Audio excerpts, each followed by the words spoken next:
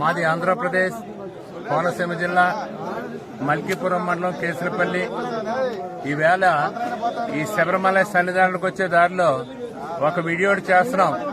కారణం ఏంటంటే ఈ తిరువనంతపురం దేవస్థానం కానీ కేరళ ప్రభుత్వం కానీ అలసి సొలసి వచ్చేటువంటి యాత్రికుల్ని చాలా లెక్కలేనితనంగా వర్షంలో తడుస్తూ దేవుడి భక్తుడు మేము వస్తే మమ్మల్ని ఏదో పిచ్చోళ్ళు కింద మీ గవర్నమెంట్ కేరళ ప్రభుత్వం కానీ మీ పోలీసులు కానీ మీ దేవస్థానం డిపార్ట్మెంట్ కానీ చాలా చిన్న చూపు చూస్తున్నాయి.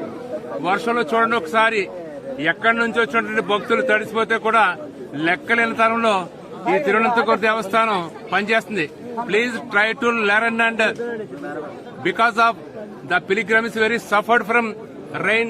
Footpath is good but no shelter, no sitting places, everybody suffer.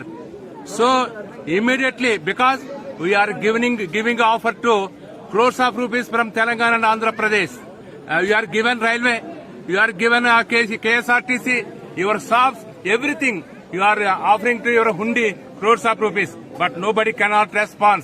Please try to change that path and give the opportunities and good shelter to people because of very suffered.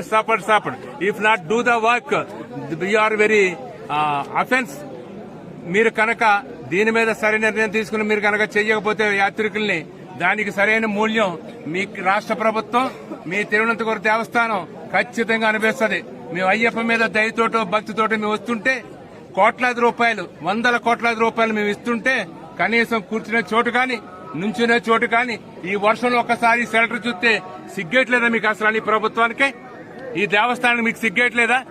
మీ అంతా కష్టపడి 40 రోజులు దీక్ష చేసి కోట్లాది రూపాయలు మీకు హుండీలు వేసి మీ రైల్వేస్కి ఇచ్చి మీ ఆర్టీసీకి ఇచ్చి మీకు కష్టపడి చేస్తుంటే ఎందుకు పనిచేయనున్నాం?